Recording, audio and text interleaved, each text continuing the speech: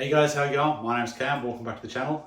So this is it. This is the video, culmination of months and months of planning, videos and videos of talking about it, a year of thinking about it, months of researching it, feels like months of buying parts for it, additions, schematics, everything. The train track is done. And I couldn't be happier. Everything worked.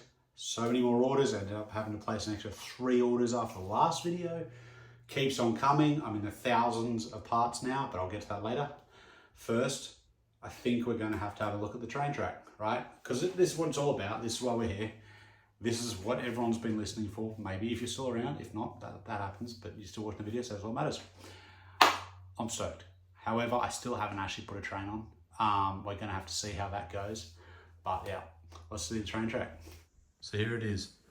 I think we got 28 base plates, twin track, ballasted. Look at that. It's going to be good. It's going to hopefully work first time, but I'll see how we go.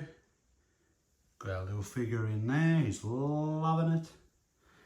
But yes, this is the track which the city will go on top of. We'll put that on later on. Pumped. See how it runs. Of course, one of the issues with running the 2 trains is the fact that they just take a huge amount of batteries. I think each train combined with the remote takes about 10 batteries each. We're on 20 batteries. Had to go pick up a whole new set. So we're going to put them in and let it run. So in the interest of transparency, I should already point out I haven't actually tried the tracks yet.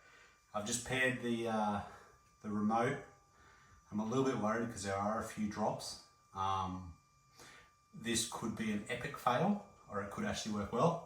So let's find out. I don't even know which direction this goes. So, chuck on there. Press the button.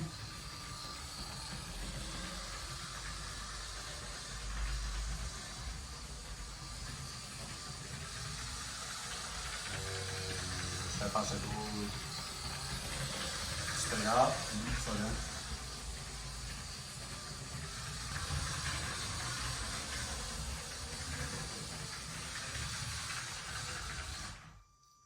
Winning. So there we go.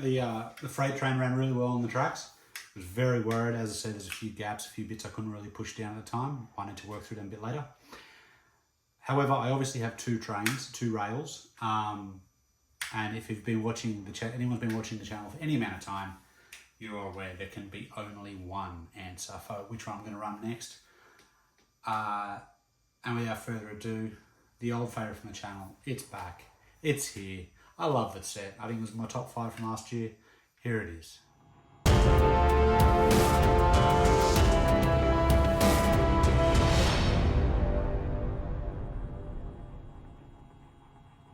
So that can't really be any surprise, can it? Love this set. Love the train. Will be interested to see how it goes. Mucked around with a few videos online. End up finding one I think would work well. But the Orient Express rides may be able to carry the 2 carriages. But for now, we'll give it a bash. See how it runs. A little bit worried. It's a bit slower than the freight train, to be fair. But this is a really good first run. Haven't tried it before. Oh, it's heavy. It's a struggle. And makes it round. Yes.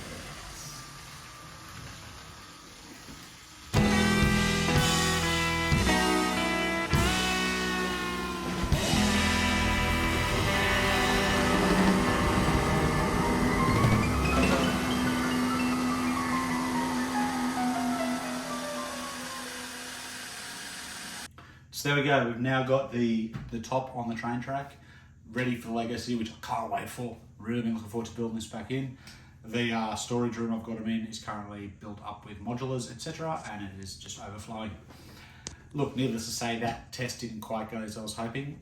Still have a lot to work on. Orient Express, look, it was never majorly motorized. I had picked and sort of modified a video I saw on YouTube which showed it working. But the weight of even the single carriage was just too much. With the track setup I've got, even the outside loop, it is just quite a short turnaround from that first bend to the second one. It was getting around that first bend, but then locking up on the slowdown of the second one. And I think I'm going to have to try and put in small motors in that rather than make the track larger. And to be fair, it'll probably almost end up cheaper just put more motors in, buy more motors rather than buying more track pieces, as we'll get to in a sec. But look, I loved it. It runs. The track itself, I can't be happier with. The ballasting, everything was great. I love the black tyres for the rail as well. It was between black or brown. I just think the black looks, for some reason, a little bit cleaner to me. Seems to match well with the grey, whereas I thought the brown and the grey might look a little bit odd together. I know some have done it in brown, but that's just a personal preference. But yeah, look, absolutely loved how it's turned out. Further, obviously, modification with the Orient Express, but we'll get to that later on.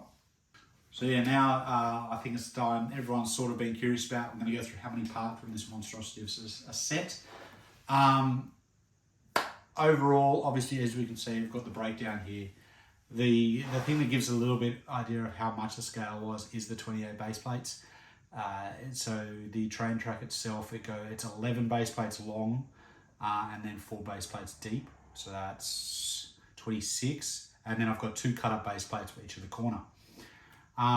Everything about there is just sheer amount of pieces. So when I combine the 64 straight track and everything that's needed for that, and then the 32 curve track with all the railway tyres, with all the ballasting, with everything about it, it's just a massive undertaking, and I'm so stoked it came through.